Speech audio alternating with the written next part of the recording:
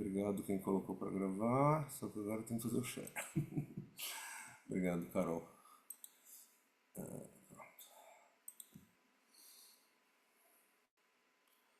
Boa noite a todos, sejam bem-vindos a mais essa sessão de estudos, né, que a gente está fazendo no formato de um workshop.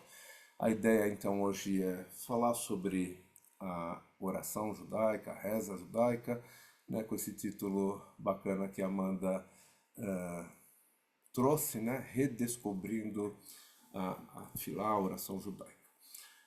A ideia de hoje é a gente falar um pouco sobre o que está por trás da reza e não necessariamente sobre a reza em si.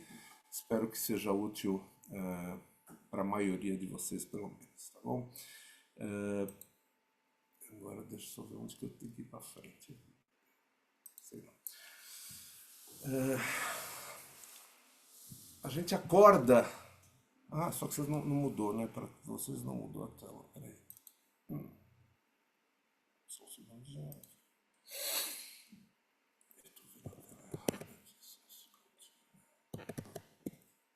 Agora sim. מודה ומודה אני לפניך מלך חי וקיים שחזרת בנשמתי בחמלה רבה אמונתך. Todo mundo que já foi no Neshama sabe que é assim que a gente começa a nossa reza de Shabbat e assim que a maneira tradicional de um judeu, uma judia, claro, começar o seu dia, começar agradecendo, começar com essa reza, né, que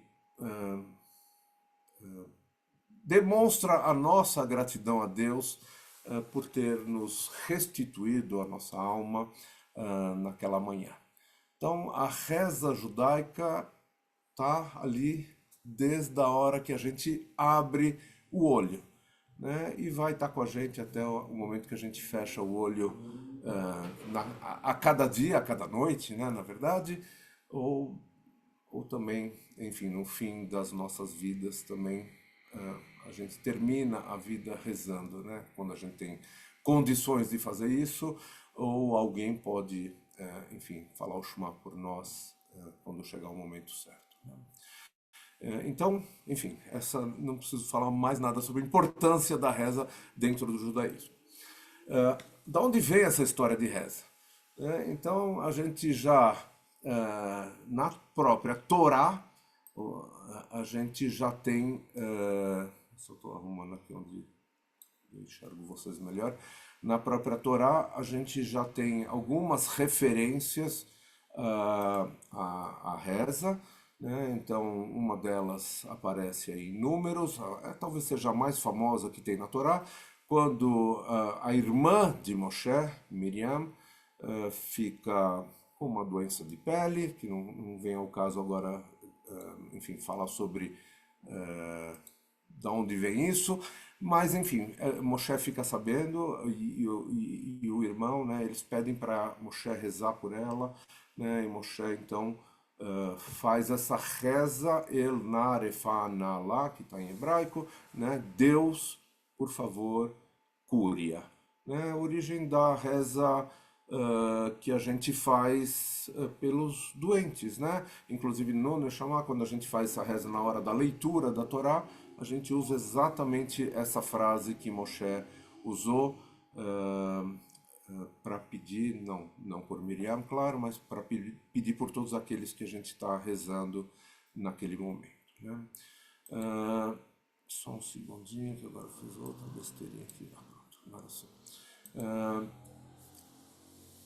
Na própria Torá, um pouquinho mais para frente, de novo, Moshe reza, agora dessa vez reza pelo povo.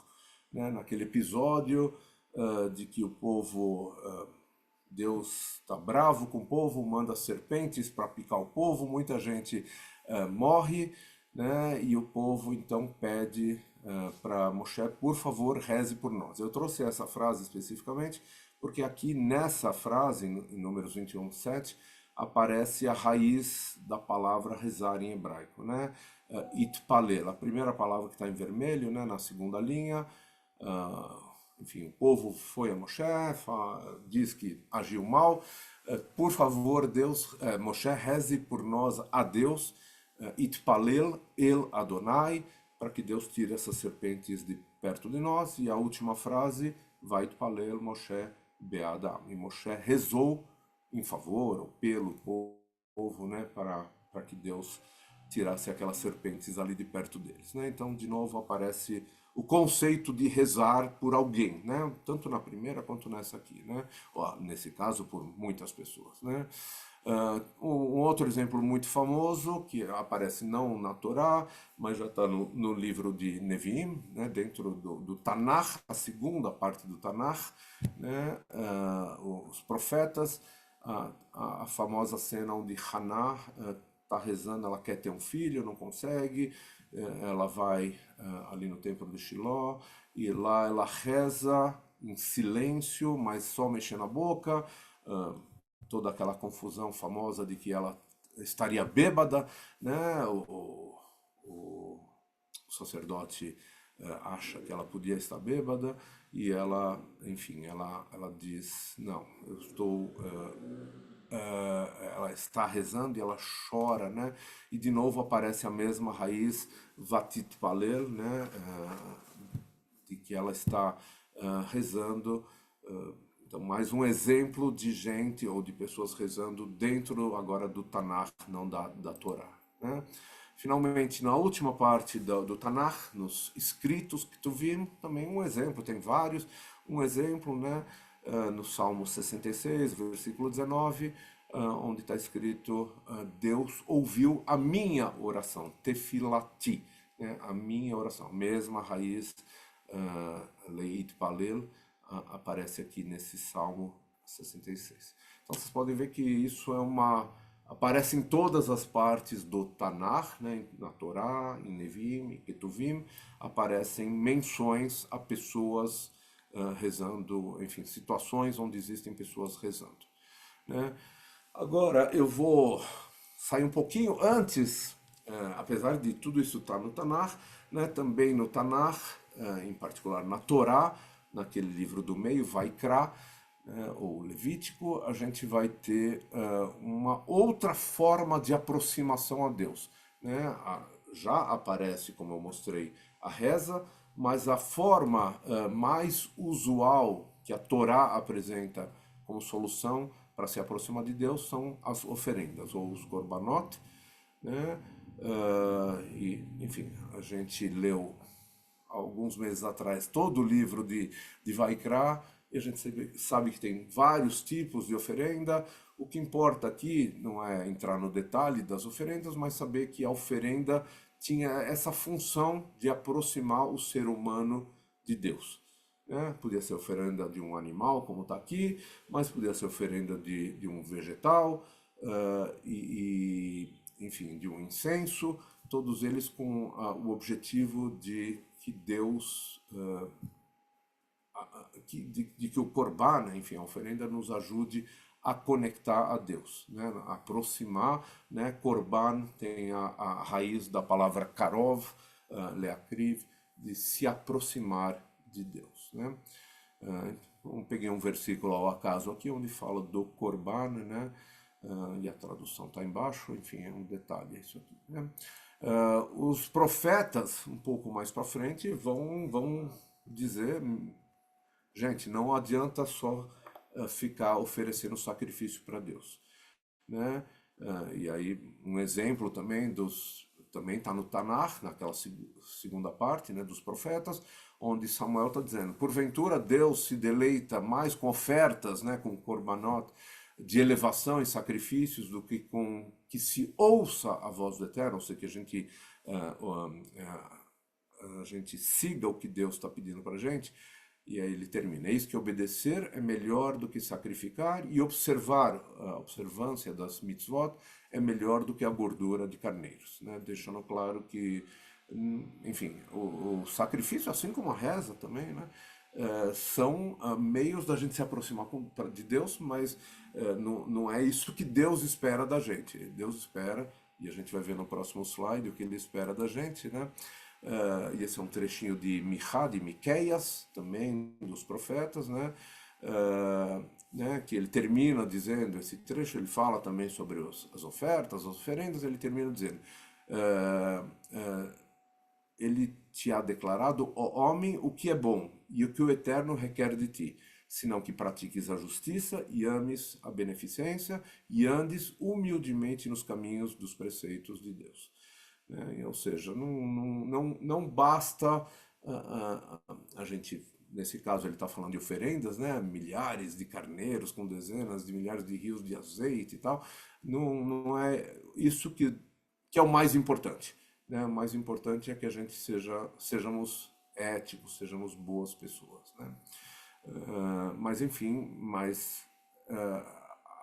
isso não invalida naquela situação as oferendas e hoje a reza como uma maneira da gente, enfim, se aproximar de Deus, mas não é suficiente. Uh, Maimônides, já agora estamos falando no século XII, né? Trazendo essa ideia de que existe uma evolução, né? Um caminho. Né? Então as oferendas, né? Vão nos levar, depois da destruição dos templos, né? Para o caminho da reza, né? E que um dia vão nos levar a um contato direto com Deus sem necessidade da gente ter um livro de rezas na mão, por exemplo. Né? E ele faz essa analogia, né, que não dá para ir de um ponto a outro de repente. Tem um caminho aí no meio, né, essa ideia da evolução enfim, das oferendas, da reza e dessa conexão direta com Deus.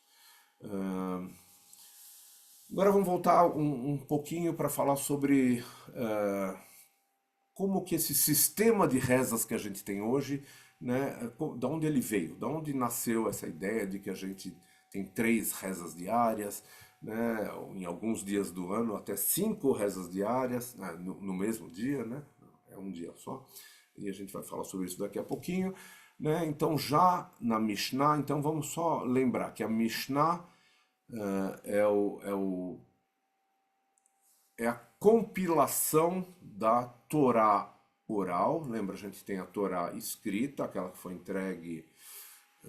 Enfim, não vamos entrar nesse mérito, o que foi entregue exatamente a Moshe, mas enfim, tinha as tábuas da lei no mínimo, aparentemente, enfim, e talvez ele recebeu uma grande parte dessa lei de maneira oral, né? Isso é o que muitos acreditam. E essa Torá oral, né, como está aí, foi passada de geração em geração até que depois da destruição dos templos, com medo que isso se perdesse, ela foi registrada e na forma desse livro desse livro chamado Mishnah. Né? E num pedaço desse livro, na Mishnah Brachot, capítulo 4, a Mishnah 1, né, vai trazer essa informação de que horário tem que ser rezada cada oração, cada reza. Aí tem toda uma discussão, se é de manhã, se é até que horas, à tarde, enfim, não importa os detalhes aqui, mas o que eu queria trazer é que já há 2000 anos atrás, né, os rabinos já estão discutindo essa ideia de que a gente tem que ter 3 rezas. Uma de manhã, uma à tarde e uma à noite. De manhã, quando, enfim, já nasceu o dia, à tarde, antes de terminar o dia, e à noite, depois que já escureceu. Basicamente é isso, né? Sem entrar nos detalhes. E eles mesmos, já agora no Talmud, lembrando que o Talmud veio depois da Mishnah, ou seja, é uma discussão entre os rabinos sobre o texto da Mishnah, né? E eles estão discutindo isso agora, estamos falando 1500 anos atrás, aproximadamente foi fechado isso, e aí eles estão dizendo que as rezas foram estabelecidas pelos patriarcas. Eles é que definiram que a gente tinha, enfim, essas 3 rezas, mas nem todo mundo concorda, né? Esse outro rabino, Yoshua Levi, Ben Levi, diz que não é bem isso, as 3 rezas têm a ver com o que era feito, as oferendas, e aí voltamos ao assunto das oferendas, que eram feitas no templo. Lembrando que nessa época já não existe mais o templo, né? Estamos pelo menos 500 anos, quase 500 anos da destruição do segundo templo, né? Quando eles estão discutindo, então eles têm essa discussão, não, foram os patriarcas, não, foi baseado no templo. Mas daí a pergunta é, ok, e quem definiu o horário das oferendas no templo, né? Enfim, e aí eles trazem um midrash bonito dizendo como foi definida cada uma das três rezas pelos nossos patriarcas, né? Então eles vão trazer um versículo de cada patriarca, um primeiro esse aqui, né? Abraão teria instituído a reza da manhã, porque em um determinado lugar, em determinado passuk, que está aí o Bereshit 19:27, né? Gênesis 19:27, diz que Abraão se levantou de manhã cedo e ficou de pé no lugar onde ele estava de pé. Tem a ver com a destruição de Sodoma e Gomorra, essa passagem. Enfim, o importante é que ele estava de pé, era de manhã e ele estava de pé. E aí os rabinos falam. Então é óbvio que ele estava rezando, porque a gente em muitas situações reza de pé, não em todas, né? Mas enfim, na Amidá, que tem a ver com amad, essa palavra que está aí, né? A Amidá, que a gente vai falar daqui a pouquinho, uma grande oração, a gente faz de pé. Então, certamente, os rabinos concluíram que certamente Abraão estava rezando nesse momento de manhã. Então, está definida que tem que ter a reza da manhã. Mesma coisa com Yitzhak saiu para passear no campo, né? E aí usa esse verbo lasuach, né? Então, que significa, enfim, sihá, de conversa, então, certo, e era tarde, né? E aí os rabinos concluem, então se era tarde, então tem que ter a reza da tarde, porque com essa conversa que ele teve, ele estava sozinho, ele estava conversando com quem? Obviamente era com Deus, concluem os rabinos.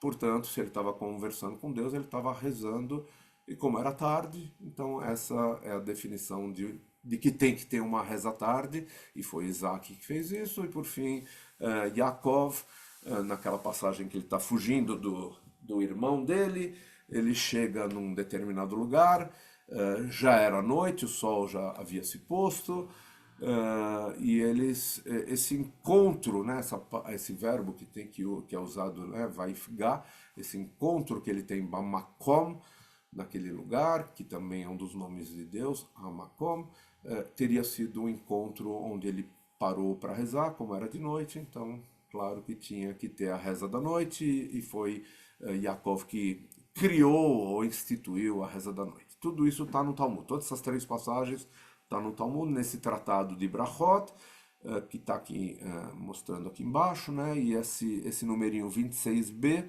é o número da página do Talmud nesse tratado de Brachot, onde aparecem essas definições aqui. Tá?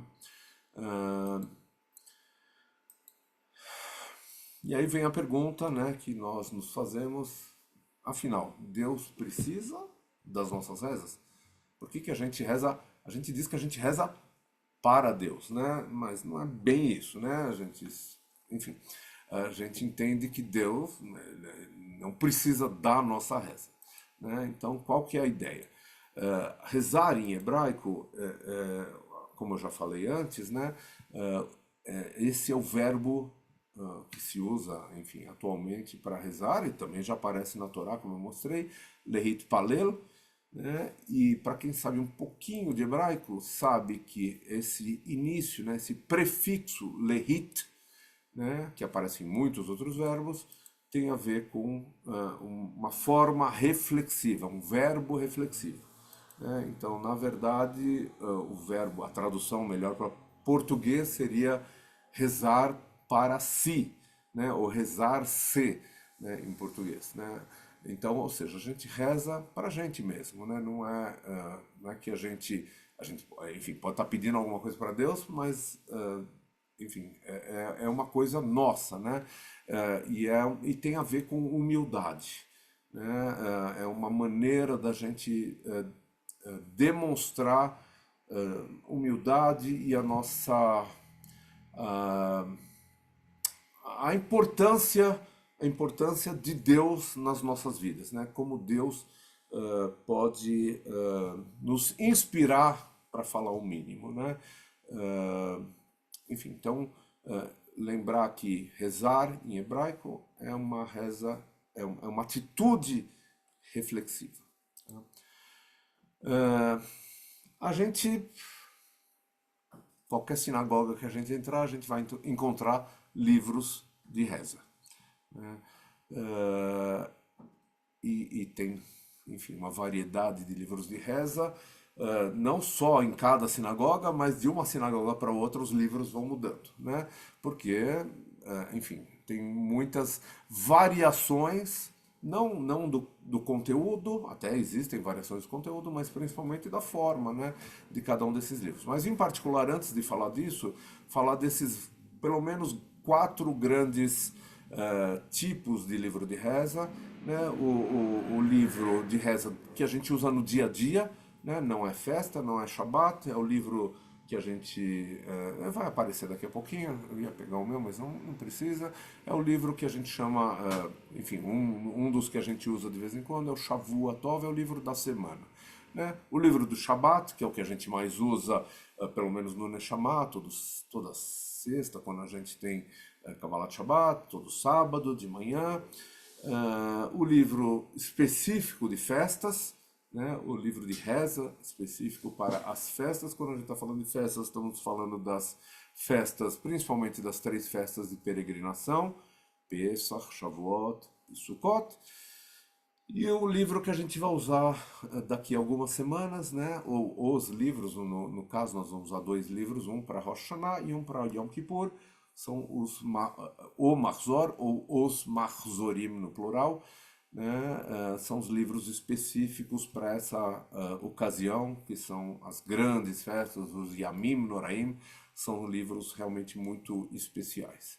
Tá? Em termos de conteúdo, agora eu estou falando. Claro que o formato é sempre parecido, e aí tem uma pequena coleção de livros, né, de reza, alguns que a gente conhece bem, né, começando aqui pela esquerda em cima, o livro da semana, o Shavuot, o livro de Shabbat, que a gente usa na sexta e no sábado, o livro de festas, um exemplo deles, são vários exemplos, né, livros de reza israelenses, esses dois aqui, esse Filat Adam, esse bem do meio, na linha de cima, livros do movimento reformista nos Estados Unidos, em particular esses dois, o dourado e o prateado, são os livros de festas, né, do movimento reformista. Aqui embaixo o Sidur que a gente usa lá no residencial, quando a gente faz Shabat no residencial, a gente usa o Sidur completo, né, ou o Mahzor completo que a gente usou ano passado no Neshama, esse ano não vamos usar, daqui a pouco vamos falar sobre isso.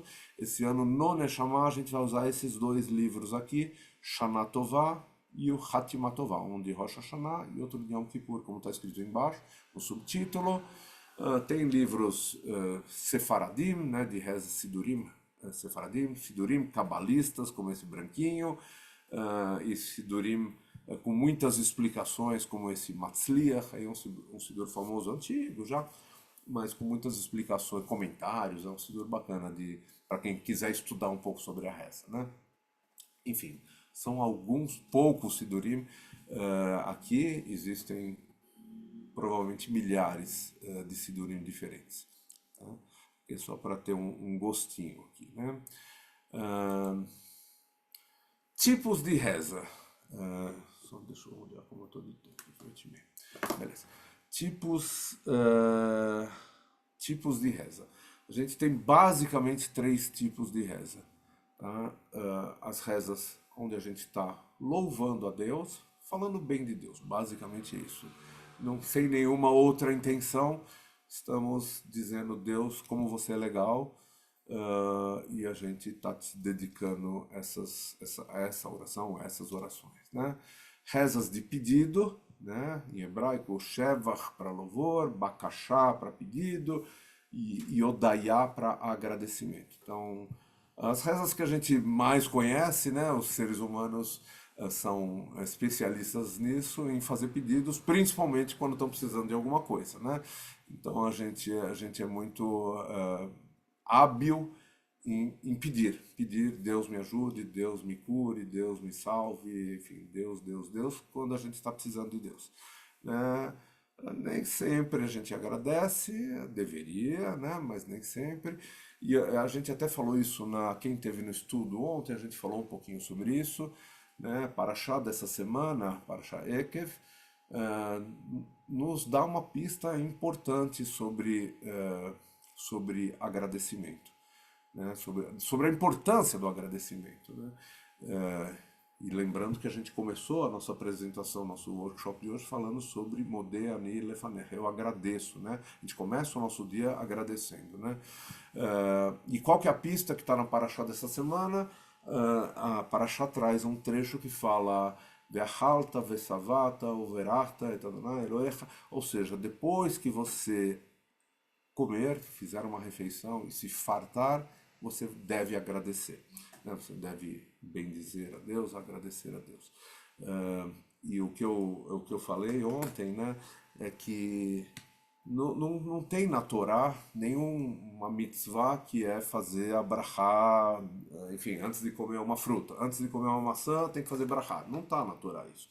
Isso é uma bênção que foi desenvolvida posteriormente, mas está na Torá a importância de agradecer, né, a cada refeição, né, que a gente hoje chama de Birkat Amazon, né, a brachá da comida, ou depois da comida, na verdade, né, isso já está na Torá, para mostrar a importância desse grupo de rezas de agradecimento, né? Mas é normal que o ser humano ele se conecte, e aí eu não estou falando de judeus ou não judeus, enfim, o ser humano de uma maneira geral, quando está numa situação mais difícil, normalmente é quando ele vai lembrar, ou enfim, vai se dirigir a uma entidade superior para pedir ajuda, né? Enfim, mas esses são os três tipos. Ah, os serviços diários religiosos, né, que a gente, enfim, falou da origem, aqui eles aparecem com o nome que eles são conhecidos hoje: serviço da manhã Shacharit, né, serviço da tarde Mincha, serviço da noite Arvit ou Ma'ariv, né, são serviços que tem todos os dias, né? Não importa se é dia de semana, se é Shabbat, se é festa, se é Rosh Hashanah, todos os dias tem esses três serviços, pelo menos, né? Ah, puxa vida, é difícil, né? Se você parar 3 vezes por dia para rezar. Para facilitar um pouquinho, né? Como o serviço da manhã é de manhã, esse é mais tranquilo, você pode fazer em casa, eventualmente sozinho. Os serviços da tarde e da noite, eles podem ser feitos lado a lado, né? Porque o serviço da tarde tem que ser um pouquinho antes de escurecer, o serviço da noite um pouquinho a partir de um pouquinho depois de escurecer, né? Então, em muitas sinagogas, a tradição é que você vai para a sinagoga só 2 vezes, facilita um pouco, você vai de manhã, se você quiser rezar na sinagoga, e vai no finalzinho da tarde, mas antes de escurecer, para a reza de Mincha, que é uma reza bem curtinha, espera um pouquinho, ou tem normalmente algum divrei Torá, alguém fala alguma coisa, enfim, sobre algum assunto judaico, e depois, assim que escurece, faz a reza da noite, enfim, e aí não precisa ir 3 vezes para a sinagoga, que seria mais complicado, né? Ou em casa, seja lá como for. Não há nenhuma obrigação de que a reza seja feita na sinagoga, exceto por algumas coisinhas que a gente vai falar daqui a pouquinho, né? Mas é claro que 3 é só nos dias normais, né? É o mínimo. Em dias especiais tem rezas especiais, claro, né?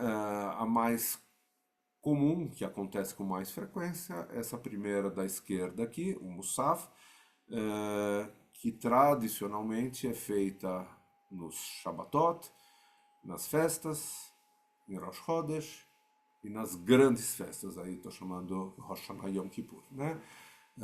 São momentos onde se faz essa reza adicional. Esse nome Musaf é uma adição. Tem todo um questionamento se essa reza hoje em dia a origem dessa reza, você vê que ela não aparece lá nos patriarcas, né? Ela foi instituída em função de que no templo, né, se fazia uma oferenda adicional, né, nesses dias especiais, né? Enfim, como não temos mais o templo, como não fazemos mais oferenda há 2000 anos, claro que isso foi trazido para a parte litúrgica da reza, mas há quem defenda, principalmente nos movimentos liberais, de que não faz sentido continuar fazendo essa reza, já que a gente não tem mais o templo, enfim. Então, em muitas sinagogas, aliás, como no Neshama, a gente não faz no sábado a reza de Musaf, que é uma grande oração a mais, já vamos falar sobre a grande oração. É uma reza curtinha também. Duas outras rezas importantes, essas muito importantes, são as rezas conhecidas como Kol Nidrei, né, que é o comecinho da noite de Yom Kippur, antes de começar o serviço, né, a liberação das promessas, e a reza que é feita no finalzinho de Yom Kippur, que é o Neilah, né? E hoje eu estava dando aula para um grupo de colaboradores do hospital, do Einstein, e eu disse para eles, não judeus, claro, e eu disse para eles que essa reza Neilah é a reza mais conhecida de todos os judeus, né? Então, porque muitos judeus não vão em nenhuma reza, mas quando eles vão em pelo menos uma reza, é essa reza que eles vão, Neilah. Porque é quando, simbolicamente, né, o dia de Yom Kippur é aquele dia que a gente pede, Deus vai selar o nosso destino, né, e a gente pede a Deus para que a gente tenha um bom destino, né, e Neilah é o momento onde está tudo terminando, né? Então aquele é o momento. Há quem diga que vai até o Shanarabá, enfim, mas dentro do dia de Yom Kippur esse é o fechamento dos céus, né? E então muita gente, fechamento dos portões, como está aqui, né? E tem muita gente que vai na sinagoga, é o momento que as sinagogas, em geral, todas, ficam muito cheias, né, por conta disso, né? E a reza que muitos do Neshama gostam bastante, né? O Hallel, que a gente faz em ocasiões especiais. É uma reza puramente de louvor, né? Baseada em alguns salmos. É feita no Shabbatot, no Shabbat quando é festa, né? Em Hanukkah, Rosh Chodesh, em ocasiões especiais a gente tem essa parte a mais no serviço, ele está dentro do Sidur, de todos os Sidurim de Shabbat, enfim, e de festas, esse trecho adicional também, né? Não é exatamente um serviço religioso, mas é uma parte a mais do serviço religioso de Shacharit, né? Enfim, só para ter uma ideia o que temos aí no cardápio, né, da Tfilá, da reza judaica.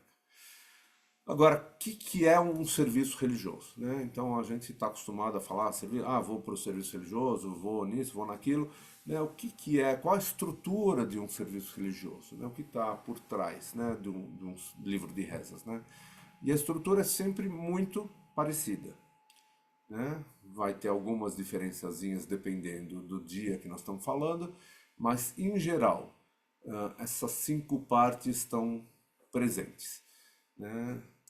Então, tem uma preparação, né? Há quem diga que os sábios na época do Talmud se preparavam por horas para rezar, né?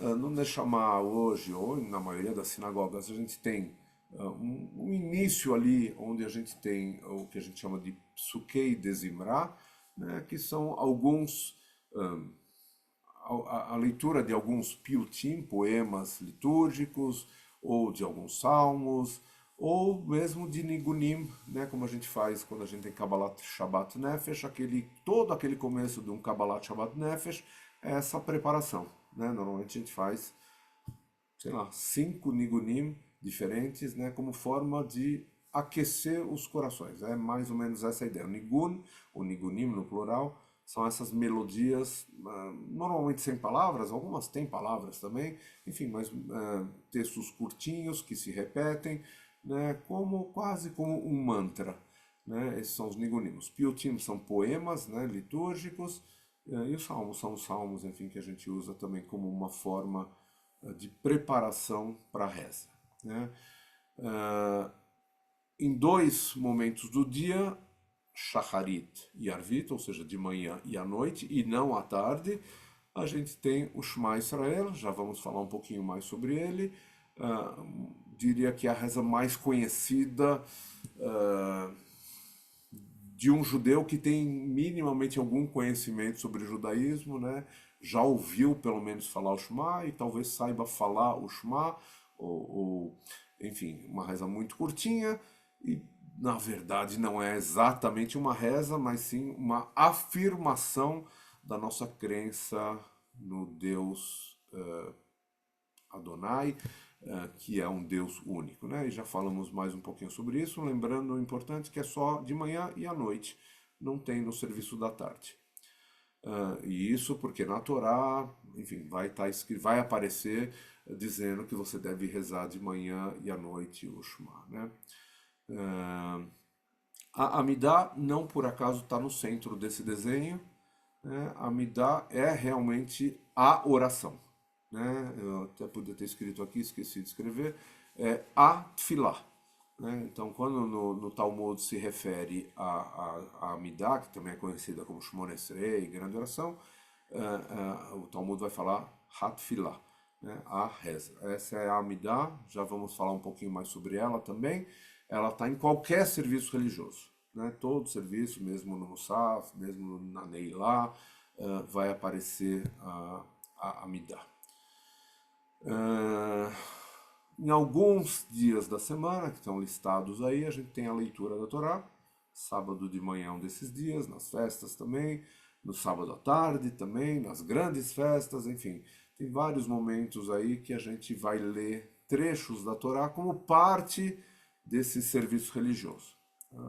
E depois, no fim, a gente tem realmente a finalização do serviço, o Aleino, o Kadish dos Enlutados, e alguns piyutim, né, algumas, um ou mais, não importa, poemas litúrgicos, podia ser também algum nigun, para terminar o serviço, né? Tipicamente a gente usa muito o Adon Olam, né? Usa o En Eloheinu, enfim, tem algumas variações para esse tema, mas poderia ser qualquer outro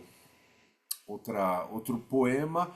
Quem estava no Neshama, acho que não nesse último, foi, já não lembro mais, que foi Tubeav, né? A gente usou a música Carinhoso, né? No final, porque era, enfim, o Dia dos Namorados judaico, a gente terminou o serviço cantando Carinhoso, né? Enfim, uma forma de uma homenagem aí nesse caso, né? Essa aqui eu até botei um trechinho, era para os alunos se divertirem, fazer uma pausa aqui. Só um segundinho, tem que pular propaganda. Desculpem a propaganda. Eu tenho que clicar aqui embaixo para um pouquinho.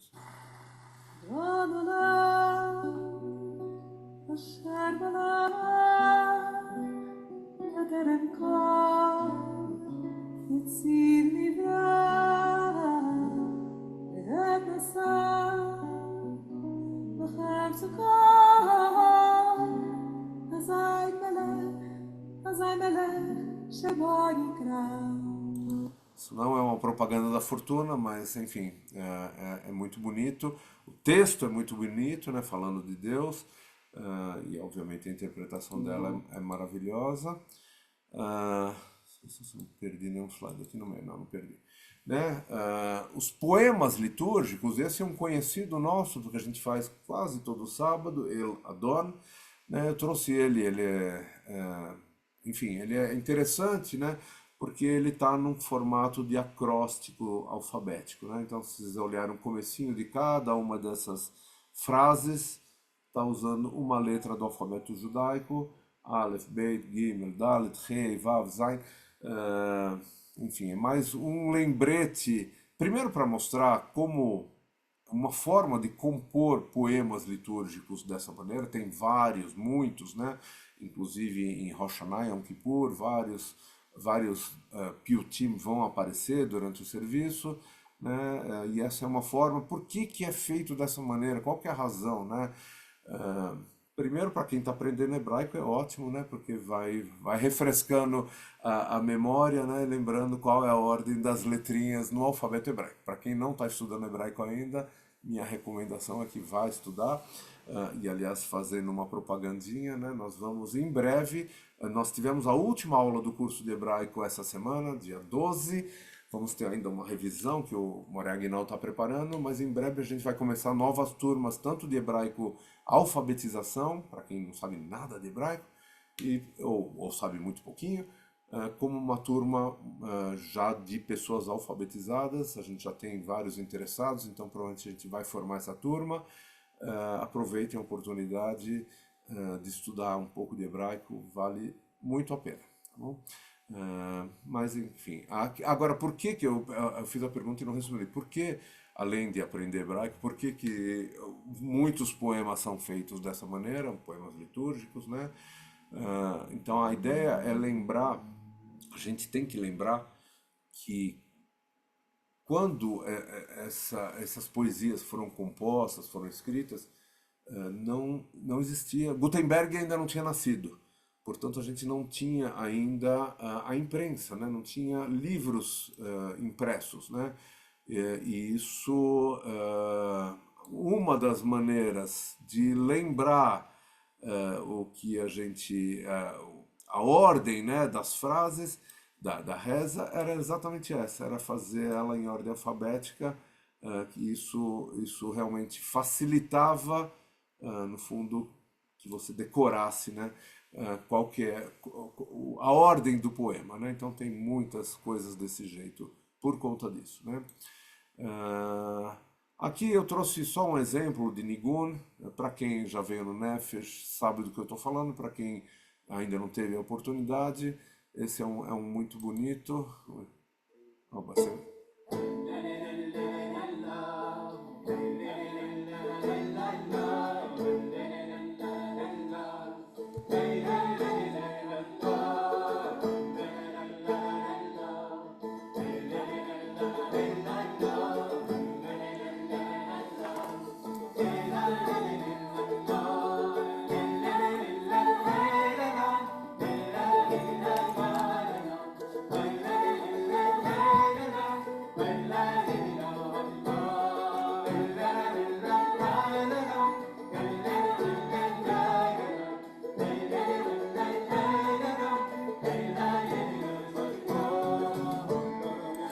dá para ficar horas ouvindo e cantando.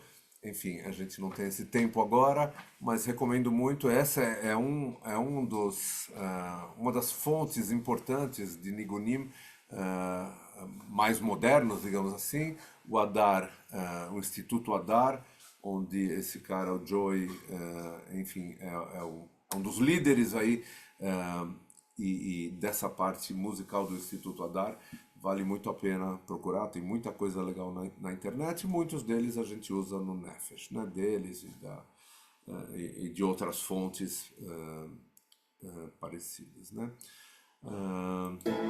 Peraí. Calma, gente. Continuando. Principais orações. Então, do Shema a gente já falou um pouquinho. Muito mais do que uma oração, ele é uma afirmação, né? Uma reafirmação que a gente faz 2 vezes por dia, ou agora abrindo parênteses, 3 vezes por dia, né? Qual é a terceira? Você falou que é só de manhã e de noite, né? Nas rezas a gente faz de manhã e de noite, e há a indicação a quem faça, antes de dormir, faça o Shema Israel. Então chama o Shema Alamitá, né? A reza, a leitura do Shema já deitado na cama. Mitá em hebraico, cama, né? Então ela é essa simples afirmação: escuta, ó Israel, Adonai, né? E aqui a gente lê Adonai, mas para quem sabe um pouquinho de hebraico, sabe que não está escrito Adonai aqui, essa terceira palavrinha aqui. Opa, desculpem que eu errei aqui.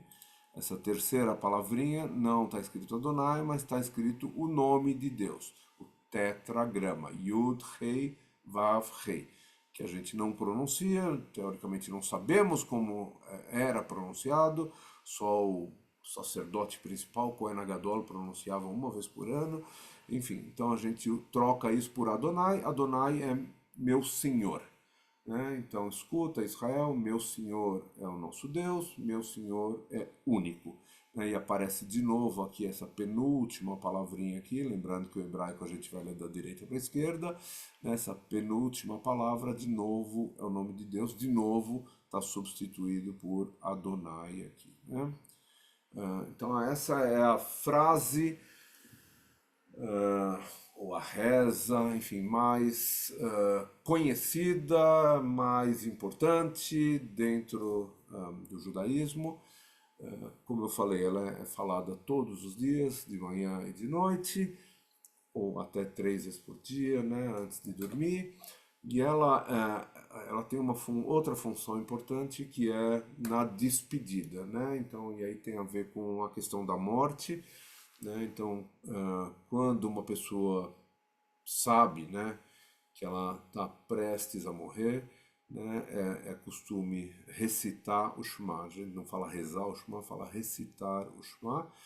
Né? Quando a pessoa não tem condições de fazer isso, e acontece com alguma frequência, né? Eu já visitei pacientes que estão, enfim, pacientes ou residentes lá no residencial, que não estão em condições nem de repetir, enfim, não estão conscientes, né? A gente fala por eles, né? A gente chega pertinho e fala o Shema em nome dele, né? É uma situação difícil, mas, enfim, importante. O Shema, além dessa frase que é a mais conhecida, claro que ele não podia ser só esse tão pequenininho assim. Então aí os rabinos decidiram pegar alguns trechos que estão na Torá, o Shema também está na Torá. Alguns outros trechos que estão na Torá, né? O Shema, como eu escrevi, acho que eu escrevi aqui, né? Está em Deuteronômio 6:4, né? E aí a partir do 6:5, e a gente acabou de ler isso recentemente, né? A gente tem o primeiro parágrafo, aí são 3 parágrafos do Shema. Né? O primeiro deles, então, é Deuteronômio capítulo 6, 5 a 9, logo depois de onde aparece o Shema, né? Que é essa ideia de que a gente vai amar a Deus de todo o nosso coração, toda a nossa força, toda a nossa alma. Enfim, e esse é aquele trecho que no Neshama a gente canta com uma melodia que o pessoal de Pernambuco nos ensinou, né? E a gente canta todo esse primeiro trecho com essa melodia. Depois a gente tem mais 2 parágrafos que normalmente a gente usa, a gente está acostumado a fazer, a cantar ou recitar usando os teamim, né? Teamim são os sinais, né? Agora só para quem sabe hebraico, né? Quem sabe hebraico vê que aqui enfim, no texto todo, além de ter as consoantes, que são as letras, tem as vogais que estão em cima, ou às vezes em cima ou embaixo, na verdade, normalmente estão embaixo, às vezes estão em cima, e além disso tem outros sinaizinhos pequenininhos, né, aqui em cima, tal, tal, tal, que marcam, dão a melodia que esse trecho é recitado quando lido na Torá. Né? Que não tem nada disso. A Torá só tem as consoantes, né? Vamos lembrar disso. Na Torá, no pergaminho, a gente só vai ter as consoantes. No texto, no Sidur ou no Tanakh, né? Na Torá impressa, né? Lei de Moisés ou no Plaut, a gente vai ter todos esses sinais que nos ajudam a ler, né? Tanto as vogais como os sinais gráficos da melodia e das pausas, enfim. Então, no Neshama, por exemplo, a gente lê tanto o segundo parágrafo, que é isso, o que vai acontecer de bom quando a gente... ele começa dizendo isso, né? O que vai acontecer de bom se a gente seguir os mandamentos de Deus. e o que não vai acontecer de bom se a gente não seguir. Né? E o terceiro parágrafo, aí são tirados de outros lugares, né? Aqui Deuteronômio capítulo 11, né? O segundo parágrafo, terceiro parágrafo, tá aqui embaixo, um pouquinho mais para frente, capítulo 11 também, 17 a 21, né? Aqui, enfim, pedindo para a gente não, ainda é o segundo parágrafo, essa segunda parte do segundo parágrafo, né? Não nos alertando para o que vai acontecer se a gente não seguir os mandamentos de Deus. Enfim, o terceiro parágrafo, que é um parágrafo bem famoso, que vai falar dos tzitzit. Né? Tzitzit são aquelas franjas visíveis que estão nos nossos talitot, usados na reza da manhã, né? Por homens e mulheres que quiserem usar, ninguém é obrigado a usar, mas quando a gente está usando, a gente tem até o costume de, nesse parágrafo aí, a gente está com são quatro cantos do talit, a gente segura as quatro franjas, e nessa hora, toda vez que a gente fala a palavra tzitzit, a gente dá um beijinho no tzitzit, né? Enfim, esse é o terceiro parágrafo, tirado de um outro lugar diferente, né? De outro livro, Bamidbar, capítulo 15 e tal, ali tem tudo isso aí, todo esse terceiro parágrafo. E esse conjunto daquela primeira frase, Shema Israel, até esse finalzinho aqui, é o que a gente chama de recitar o Shema, né? Não só a primeira frase, mas esses 3 parágrafos que seguem depois do Shema. Antes da gente falar da Amidah, deixa eu parar um pouquinho aqui, porque eu estou vendo que eu já falei 1 hora. A pergunta é, e depois eu quero ver se consigo voltar para o mesmo lugar. A pergunta é se temos alguma pergunta para vocês, alguma dúvida até aqui, do que tudo foi falado até aqui, antes da gente falar da Amidah. A Amidah é a parte central, né? Como eu disse antes, é a Amidah, a reza. A pergunta é se alguém tem alguma dúvida. Fala, Ted. Boa noite a todos. Boa Davi, noite. essas 3 orações, Shaharit, Amincha e Arvit, são as 3 orações que Daniel rezou quando estava na Babilônia, Boa pergunta. diariamente? É, boa pergunta, não sei. A resposta é não sei. É possível que sim, mas porque nunca teve outras 3. Se ele rezou 3, é possível que seja isso. Lembrando que a Babilônia é anterior à escrita do Talmud, né? Mas a lei oral já existia. Isso, Então, maneiro. e isso tudo começou depois, a Babilônia é depois da destruição do primeiro templo, né? Quando começou-se esse movimento aí de registro da lei oral. Então é bem possível que sim, mas eu não vou te responder com certeza absoluta, tá bom? Mas podemos, Pode ter sido a fonte de inspiração. Se a gente pegar o- o- as datas, né, que foi antes do Talmud, pode sim, ter sido aliado aos antes da patriarcas. Mishnah. A Mishnah estava começando a nascer, né? Isso. Mas ainda está longe, né? Estamos falando de mais ou menos 700 anos, 600 anos antes, né? Da Mishnah, do final da compilação da Mishnah. Mas vamos estudar esse assunto e a gente vai ter mais um encontro na semana que vem. A gente fala sobre isso. Ok, obrigado, Davi. Não imagina. Ted, obrigado você pela pergunta.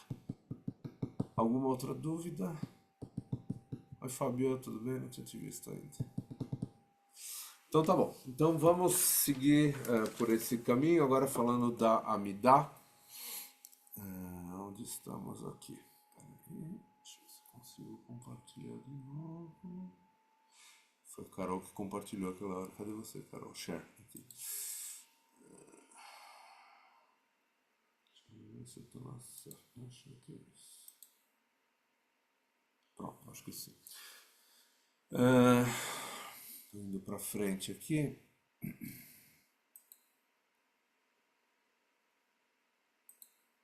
Tá. A Amidah, ou a grande oração, ou Shmone Esrei, ou Atfilah, são 4 nomes da mesma coisa, né?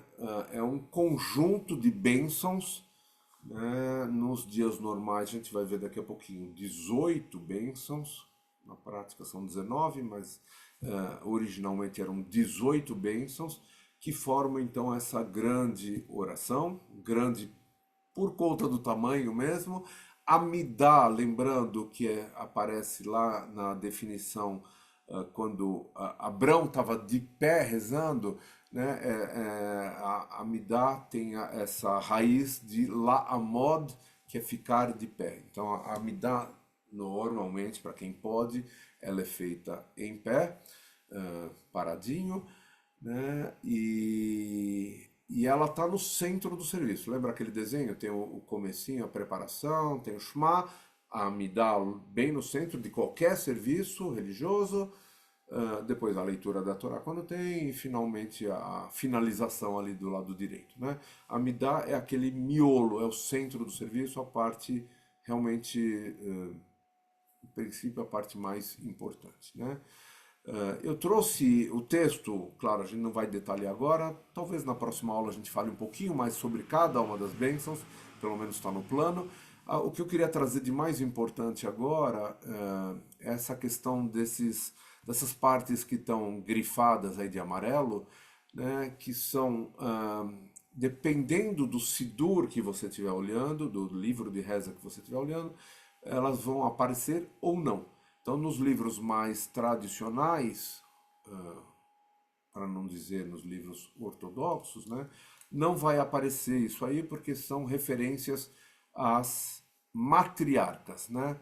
Então, Imoteno são as nossas matriarcas, que está na primeira linha, né? Aqui em cima essa última palavra, são Imoteno são matriarcas, e aqui na terceira linha tem o nome das matriarcas, Sara, Rebeca, Raquel e Léa. Num Sidur mais tradicional, só vai ter o nome dos patriarcas, que está na linha de cima: Abrão, Isaac e Jacó. Né? São 3 patriarcas, 4 matriarcas, enfim. E aí para frente a mesma coisa. Né? Na sexta linha também aparece Imaot, de novo as nossas matriarcas, e na última linha dessa primeira bênção, né, vai aparecer o nome de Abrão e Sara, né? Esse finalzinho é onde aparece o nome da esposa de Abrão, Sara.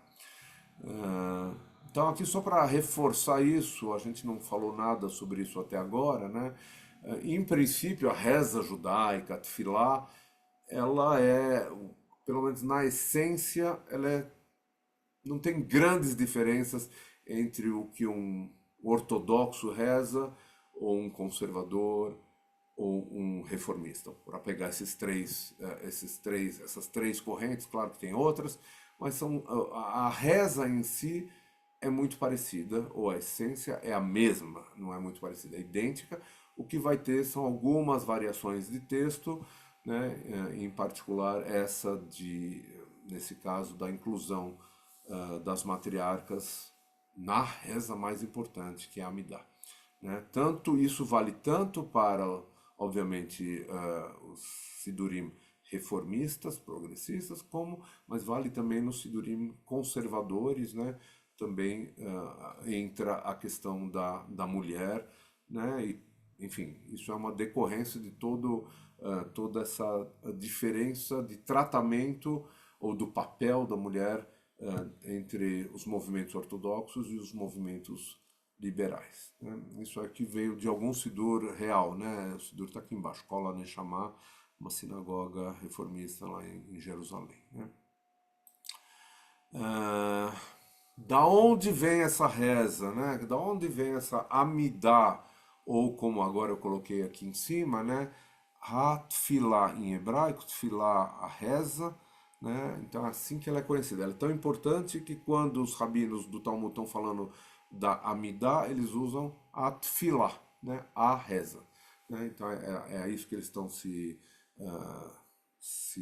referindo.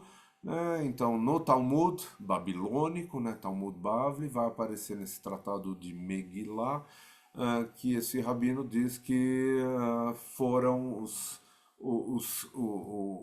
a grande assembleia, né, que era formada por 120 anciãos, foram eles que definiram essa reza com 18 bênçãos, assim que ela aparece, Shmone Esrei, que está aqui embaixo na última linha, essas duas palavrinhas aqui, Shmone Esrei, número 18 em hebraico, Brachot, são 18 bênçãos, é isso que está escrito aqui na última linha, né? Foram eles que definiram que tinha que ser dessa maneira. Né?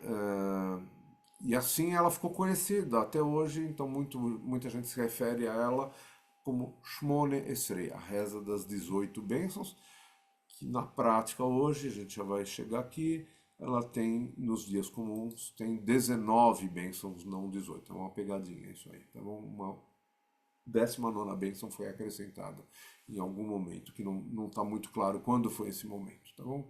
Em outra parte do Talmud, ele insiste, né, nessa questão dos membros da Grande Assembleia. Eles instituíram essa tefilá, né, brachot, o tefilot, né, não aparece como Shmone Esrei, nem como Amidah, mas como a reza. Eles estabeleceram isso.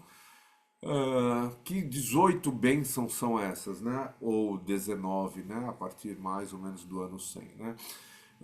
Num dia comum, agora estou falando, tá bom? Então, hoje é quinta-feira, hoje de manhã, como é que é feito a Amidah hoje de manhã, ou hoje à tarde, enfim, a gente vai ter 3 bênçãos no começo que são de louvor a Deus. Lembra aqueles tipos de reza que a gente apresentou lá logo no começo? Então tem 3 primeiras bênçãos que louvam a Deus, 13 bênçãos. Lembra que eu falei que o ser humano tem essa característica, né, de mais pedido que agradecer? Então aparece claramente aqui. A gente tem 13 bênçãos no meio que são pedidos, de todos os tipos possíveis e imagináveis. A gente vai falar um pouco mais sobre isso na semana que vem. E 3 rezas finais de agradecimento. Então, os 3 tipos de reza vão aparecer dentro da Amidah quando é um dia comum. Quando é um Shabat ou quando é uma festa, aí a Amidah fica menorzinha, né, bem menorzinha. Ela tem apenas 7 bênçãos, as 3 primeiras de louvor, as 3 últimas de agradecimento. O que muda são a parte do meio, né, as bênçãos de pedidos, né? Lembrando que, em particular no Shabat ou nas festas também, a gente simbolicamente evita fazer pedidos para Deus, né? Em particular pedidos que não tenham a ver com aquele dia especial, né? Pedidos, enfim, para a gente ter um bom emprego, para a gente ter, enfim, ganhar bastante dinheiro. Nada disso a gente pede para Deus. Nesse dia a gente santifica todo esse miolo, passa a ser uma santificação do dia, é uma coisa especial daquele dia, né? E a ideia de que até Deus está descansando nesse dia. A gente pede coisas muito específicas, a gente pode pedir, claro. Então, pela saúde de alguém, a gente tem a reza a gente pede pela paz em Israel, enfim, tem algumas coisas. Agora estou falando fora da grande oração, mas na grande oração ela fica bem resumida ao começo, ao fim, e a santificação do dia, né, que é do chá do dia. Uma das rezas, uma das bênçãos, desculpem, que está na grande oração do dia comum e que eu gosto muito toda vez que eu rezo a grande oração, essa é uma reza que me chama muito a atenção, uma bênção, não é uma reza, né, uma bênção que chama muito a atenção, que é a 16ª. Então já quase chegando no finzinho da grande oração, a gente pede a Deus que ouça as nossas preces, que receba, ouça a nossa voz, né, como está escrito, e receba as nossas preces, né? Então, em hebraico, né, uma frase famosa, Shma Koleinu Adonai, né? Ouça a nossa voz, Kol em hebraico, voz, Shma é a mesma palavra que está lá no Shma Israel, ouça Israel, aqui é ouça a nossa voz, Deus. E na outra partezinha que está hebraica no final, hebraico no finalzinho da primeira linha e começo da segunda, Vekabel berachamim uvratzon et tefilatenu, e receba as nossas orações, tefilá, né, leit palel, a mesma raiz aqui, receba as nossas orações com compaixão e bom grado, né, traduzindo para português, né, e ela termina, todas as orações terminam com a fórmula Baruch atah Adonai, e nesse caso é Shomei Tefilá, bendito seja tu Deus, que ouve Adonai, né? Lembra, de novo, não está escrito Adonai aqui, está escrito o tetragrama, né? O nome de Deus, Baruch atah Adonai, Shomei Tefilá, que ouve as preces, as orações, enfim.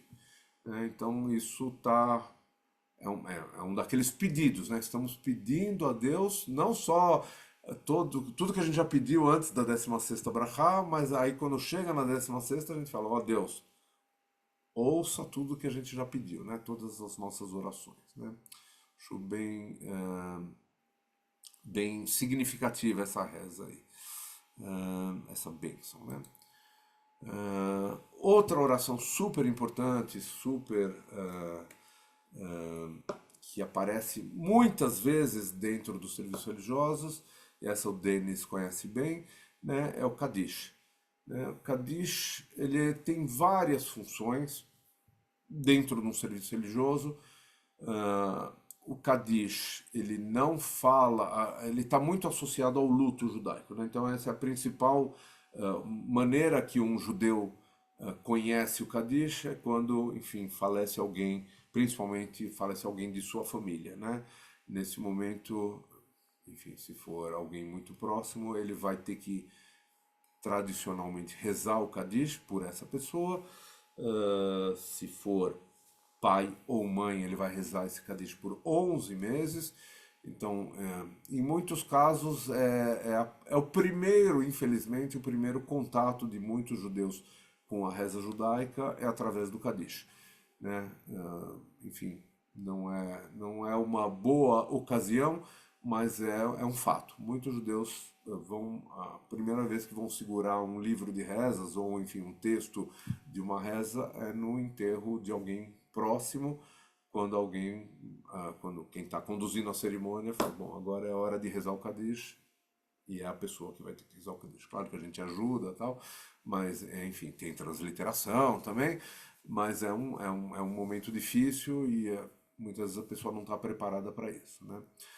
O Kadish não fala nada sobre a morte, nada, nem uma palavra sobre a morte, ele fala sobre a grandeza de Deus, né? E tem toda uma explicação por que ele é usado no luto. Acho que não é o momento da gente falar sobre isso, mas é importante saber que ele não é usado só para o luto, né?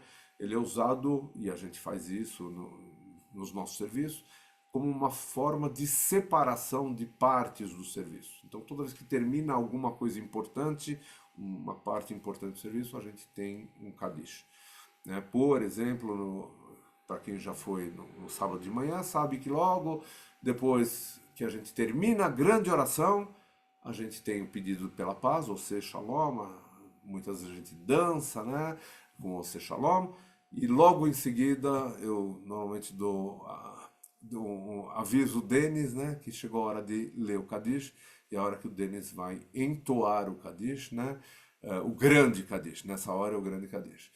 Quando a gente está na leitura da Torá, a gente tem um meio Kadish, que separa o quê na leitura da Torá? Separa as 7 primeiras chamadas, as 7 primeiras aliot, daquela chamada adicional, maftir, né? Ali no meio, entre uma e outra, tem um meio Kadish. O Kadish dos enlutados, normalmente no final do serviço, às vezes em outros pontos, mas Neshama a gente faz uma vez só no finalzinho do serviço. E o Kadish tem essa característica, a gente já vai falar sobre isso, sobre o Minyan, tem essa característica de que, teoricamente, ele deve ser falado na presença da comunidade. Então, o que significa isso na prática, já vamos ver, né? Mas a ideia é que a comunidade vai acompanhar o enlutado, principalmente quando a gente está falando de um enlutado, né? Mas ele vale para todos, né? Qualquer Kadish só é falado em comunidade, mas em particular, quando é o caso do Kadish dos enlutados, a ideia é que a comunidade está abraçando aquela pessoa que está recitando o Kadish porque perdeu alguém importante da família. Tá? Então ele tem muito essa questão de conexão, por isso eu botei isso lá no finzinho, a conexão com a comunidade. Eu já vou explicar um pouquinho melhor isso aí.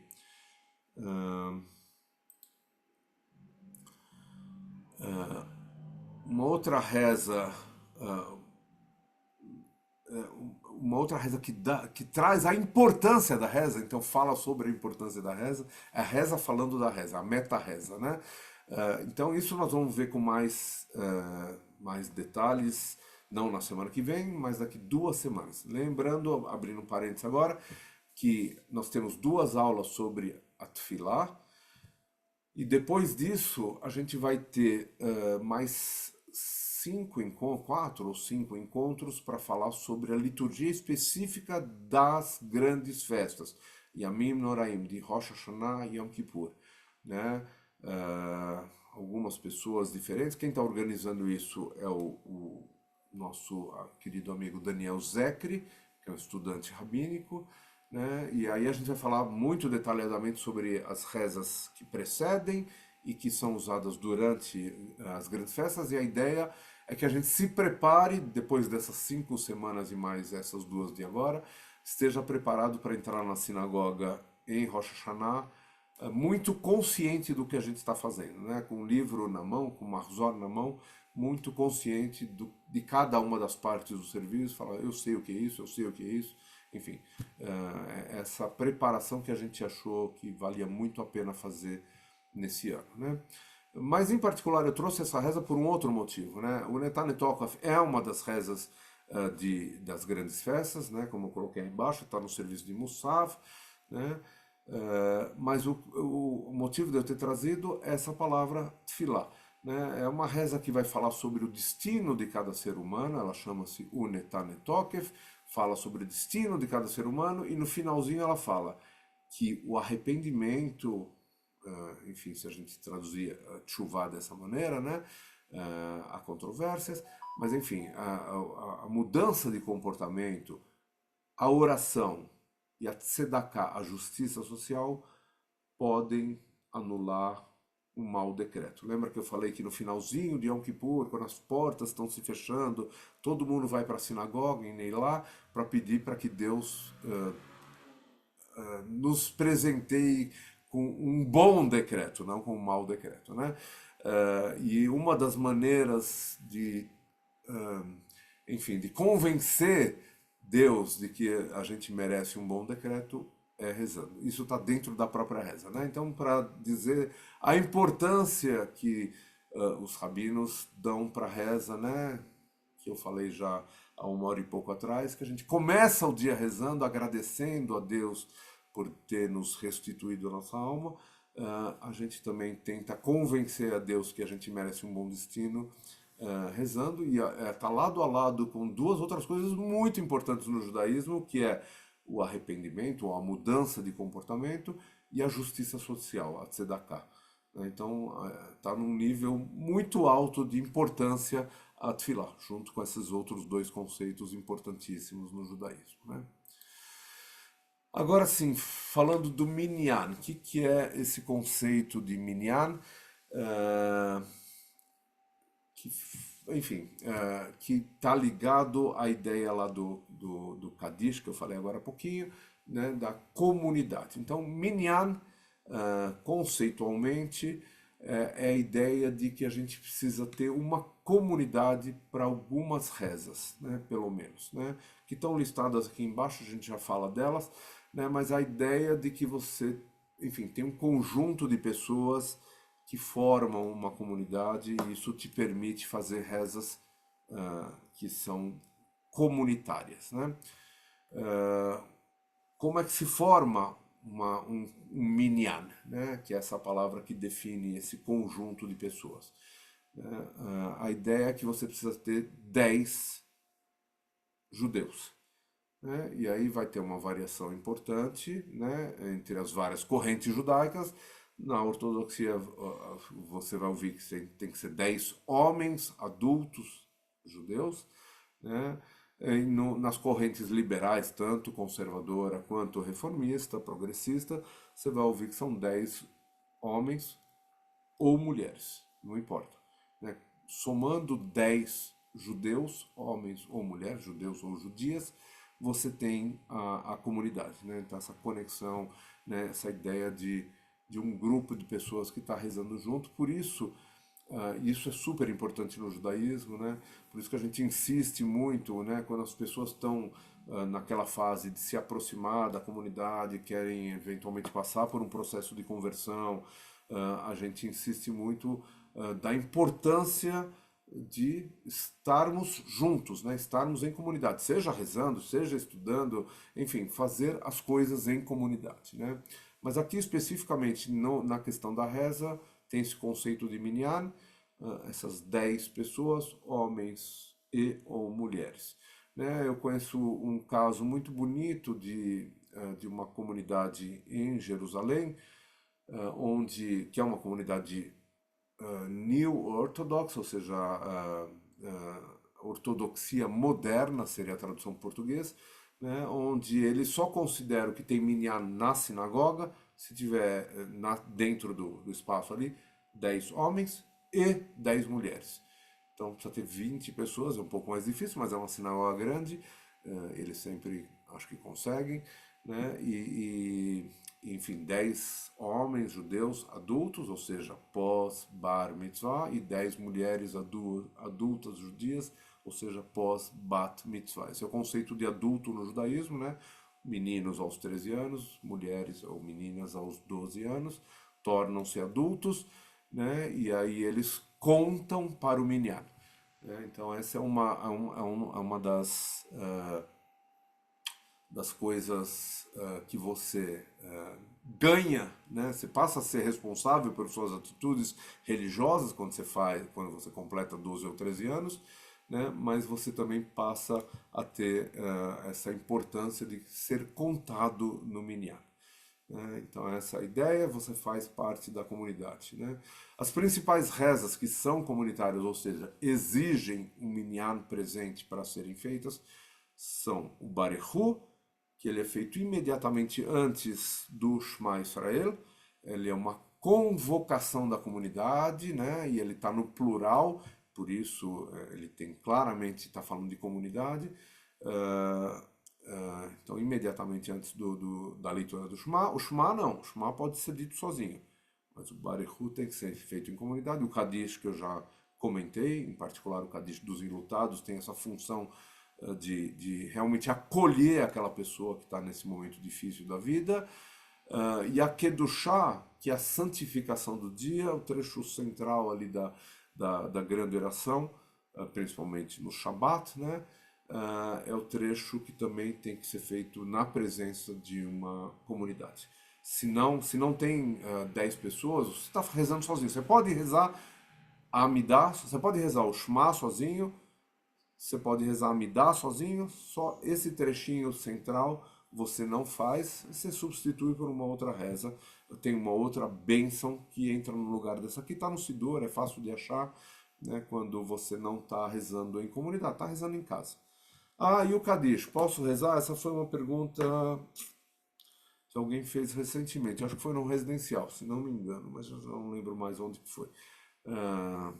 Posso rezar o Kadish sozinho? Tecnicamente, a resposta é não, não deveria, né? E eu tenho um exemplo muito claro para mim, né, que é o seguinte: eu trabalhei, alguns de vocês sabem, eu trabalhei vários anos, já não lembro mais quantos, dentro do cemitério judaico, né? E eu acabei de contar isso para vocês, né? Deixa eu fechar aqui porque já estamos na hora. No cemitério judaico, no sepultamento judaico, é o primeiro momento, logo depois que você termina o sepultamento, é o primeiro momento onde o enlutado vai falar o Kadish. Esse é o primeiro momento. Seja filho, filha, irmão, irmã, pai, mãe ou esposa, cônjuge. São 7 tipos de enlutados que existem, né? E é o primeiro momento, logo depois que você acaba de cobrir a sepultura com terra. e que acontece se não tiver um minyan naquele momento, né? E não é tão incomum quanto possa parecer. Tem muitas pessoas que não, ou tem uma família muito pequenininha, ou tem poucos amigos, ou já são muito velhinhos, os amigos já morreram também. Enfim, eu já fiz vários enterros onde tinha 3 pessoas, né? 4 pessoas, 5 pessoas. Não tinha, nem sei se eram todos judeus, nem essa questão. Simplesmente não tinha nem 10 pessoas, né? E a regra do cemitério, enfim, quem, entre aspas, manda no cemitério é a Hevra Kadisha, né? E a Hevra Kadisha central, que a gente chama aqui em São Paulo, ela é comandada por rabinos ortodoxos. Então a regra que nós que trabalhamos no cemitério, para a Hevra Kadisha, né? Tem, enfim, esse é um outro assunto longo, mas eu só estou querendo usar como exemplo, né? A regra é não faça o Kaddish nesse momento, né? O que é muito difícil para a família, principalmente se a família sabe, já ouviu falar que tem que falar o Kaddish, né? O enlutado já ouviu falar isso. É um momento muito difícil falar que não vai falar o Kaddish, porque é a reza que pede, enfim, a gente pede pela elevação da alma, a gente está falando de Deus, enfim, é uma reza muito importante. Então, a minha fala para essas famílias, eu como judeu liberal, né, claro, era sempre explicar qual é a regra, né, e quem toma a decisão não sou eu. Naquela época eu era Hazan, não era rabino, né? A regra é, não sou eu que tomo a decisão, vocês tomam a decisão. Vocês querem falar o Kaddish, eu estou aqui para orientar vocês, né? Mas a regra, saibam que a regra é essa. Aí tem um monte de escapadinhas, saídas, né? Então pode falar, não, mas puxa vida, no cemitério tem tantas almas judaicas, tem milhões de pessoas enterradas lá que são judeus. Então é óbvio que pode falar o Kaddish, porque estão todos ali para acompanhar. Tem gente que vai falar, não, mas no cemitério inteiro, ali na beira da sepultura só tem 3, 4 pessoas, mas é óbvio que no cemitério tem muito mais gente naquele momento, todos eles contam, enfim, as árvores contam, tem muitas saídas teológicas aí para resolver o problema, e tem então essa questão de que a pessoa decide. E na minha opinião, agora estou falando a opinião do Davi, né? Óbvio que Deus não vai ficar bravo com ninguém que está falando Kadish sem a presença do Minyan. Não é essa a questão. Para Deus não faz diferença. Tem que lembrar que a ideia do Minyan é para apoiar a pessoa, né? Mas se não tem ninguém ali para apoiar, ainda por cima você vai penalizar a pessoa e falar, não, você não fala o Kadish de jeito nenhum, porque azar o seu que não tem gente aqui suficiente, né? Ah, eu tô olhando pro Fábio vendo o gatinho, tô pensando, os gatinhos contam ou não contam? Ah, ah, enfim, se ele for judeu, claro que conta. Ah, mas é isso, na minha opinião, então, teve essa pergunta de alguém que falou, acho que a Amanda tava, quem que falou isso? Ah, foi a Amanda, foi isso, foi a Amanda que falou, acho que no, a Amanda não tá mais aqui, né? Não posso contar esses detalhes, mas uma pessoa falou que não tinha, enfim, estava em casa e não tinha como ir para a sinagoga, enfim, e falou o Kadish em casa. Na minha opinião, ela fez a coisa certa, né? Tem que falar mesmo. Ah, não, ela tá aí sim, agora eu tô vendo ela aí. Tá no escuro, ali. Enfim, desculpa trazer seu exemplo nominalmente, Amanda, mas eu achei muito bonito o que você falou e eu tô super de acordo, né? A gente. O mais importante é, enfim, é ter esse momento de poder falar o Kadish. E se não tem, infelizmente não tem o minyan naquele momento, fale assim mesmo, né? Essa é a minha opinião. Hoje em dia temos soluções alternativas, né? Então hoje tem Minyan virtual, oferece, né? O My Jewish Learning oferece, tem todo dia, você pode falar o Kaddish com outras pessoas que estão em qualquer lugar do mundo. Então você entra pelo computador e você se juntam lá as pessoas para falar o Kaddish. Enfim, tem as soluções tecnológicas aí. A Lu queria falar alguma coisa, né, Lu? Fala. Não, mas você já me respondeu agora. Era isso, como a família faria se ela, eventualmente, não pode ir na sinagoga, alguma coisa assim. Mas É você isso. acabou de me responder. Tem várias alternativas. Uma delas é simplesmente falar o Kadish sozinho, ou falar com uma, 2 ou 3 pessoas que estiverem próximas e puderem ajudar. Outras alternativas hoje com a tecnologia, a gente pode fazer isso remotamente, sem problema nenhum. Ah, tem gente que vai dizer que não, não vale, tem que ser presencial. Enfim, tem tudo, para tudo tem discussão no judaísmo, obviamente, mas me parece super justo que você possa dizer numa comunidade virtual. Estando as pessoas ali, para mim isso é um minyan também. No Neshama a gente considera o minyan, a gente conta as pessoas que estão na sinagoga física e as pessoas que estão na sinagoga na nuvem têm a mesma função. Ah, principalmente se estiverem com a câmera ligada, a gente tem certeza que a pessoa está ali mesmo. E quando está com a câmera fechada, a gente não tem certeza quem está, quem não está, né? Mas enfim, é um detalhezinho técnico aí, né? Para dizer assim. Ah, gente, estamos no horário, são 9h30 agora, deu exatamente 1h30. Eu estou super à disposição para responder perguntas, se vocês tiverem. A gente não terminou, né? Porque tem mais, enfim, coisas para falar e mais algumas coisas especiais para a semana que vem, mesmo horário, enfim, tudo igualzinho. Ah, o Dani tá igual, Dani. Que horas são aí onde você tá, Dani? Eu acabei de se falar do Dani sem saber que ele estava aí. Que horas são aí, Dani? Fala. Ele tá acordado. Agora são 2h30. Ah, não acredito que você está acordado essa hora da madrugada, cara. Vai dormir.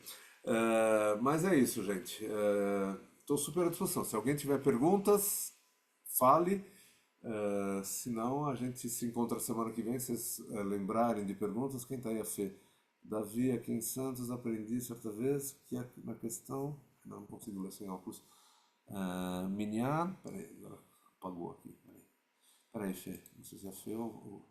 Davi, aqui em Santos aprendi certa vez, na questão do Minyan, que existem duas opiniões da Torá, a da Torá e a talmúdica. Na Torá, os anjos. Peraí. Na Torá. Onde que tem isso? Perdi aqui. Na Torá, os anjos vão destruir Sodoma e Gomorra, Averão se põe. Isso.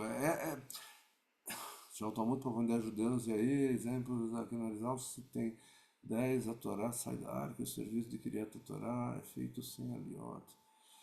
Enfim, tá, acho que enfim, tem várias coisas, vários assuntos entremeados aí no que, não sei se foi a Fernanda ou o Nilson que escreveu, mas não importa, a questão da origem, né, por que o número 10, né, que acho que essa é uma das questões, né, e uma das explicações é exatamente essa, né, quando Abrão, então agora voltando lá para a Torá, comecinho lá de Gênesis, né, quando Abrão, não é o comecinho, enfim, um pouquinho mais para frente, mas em Gênesis, Abrão fica sabendo da destruição das cidades de Sodoma e Gomorra, ele vai lá tentar interferir junto a Deus e tem toda aquela negociação, se tiver 50, se tiver 40, se tiver 45, 40, 30, né?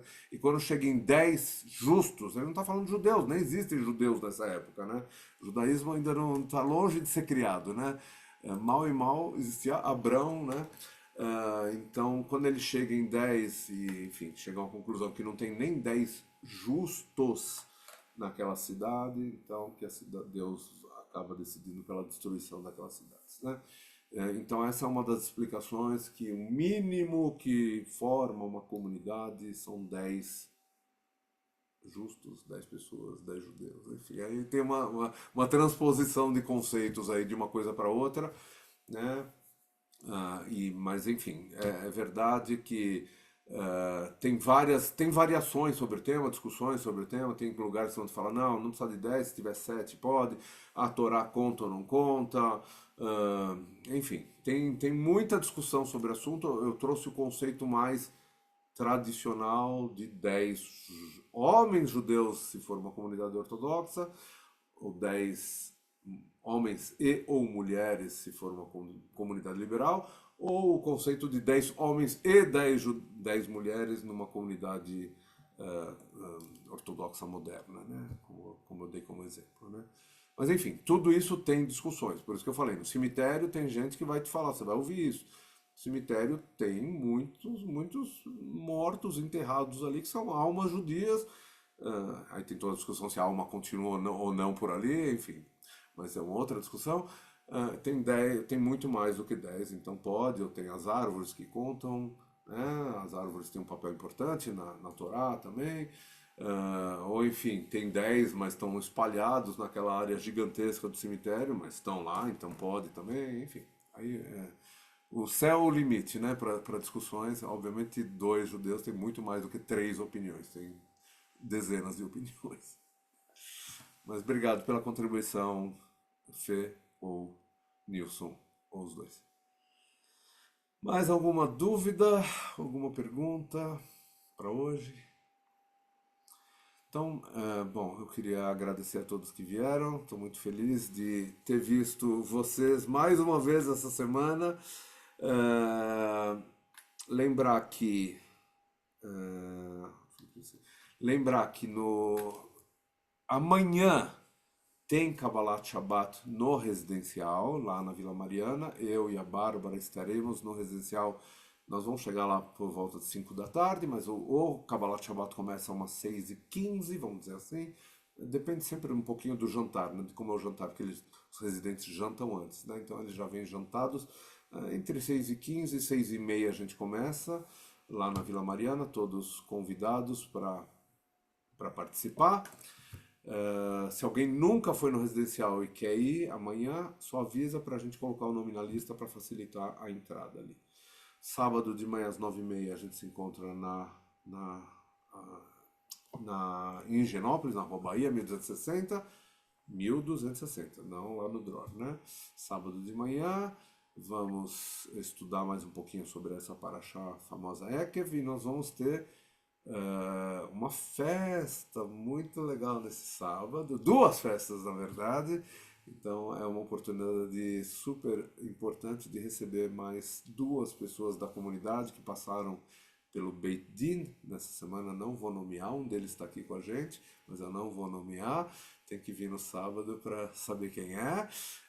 E a gente vai ser um momento muito alegre para a comunidade, para a comunidade judaica maior, né? Poder receber essas 2 pessoas. Isso no sábado, enfim, e daí o resto a gente fala na semana que vem. No sábado a gente avisa a programação da semana que vem, mas em particular para vocês que estiveram hoje, lembre que quinta-feira que vem temos mais um encontro sobre a Tefilá. E não se esqueçam, a gente vai mandar o link amanhã de novo, não se esqueçam de se inscrever para as grandes festas, né? A gente está avançando, faltam ainda algumas semanas, mas a gente precisa saber quantas pessoas vamos ter para poder nos organizar para esse marco do calendário judaico, que é Rosh Hashanah, esses marcos que são Rosh Hashanah e Yom Kippur, né? Vamos ouvir o shofar, vamos ler trechos especiais da Torá, vamos falar sobre o que o Dani vai nos ensinar a partir de daqui a 2 semanas, né? Toda a liturgia judaica de grandes festas, tá bom? Então, todos super bem-vindos. Obrigado mais uma vez, boa noite para vocês. Vou parar a gravação aqui. Yes.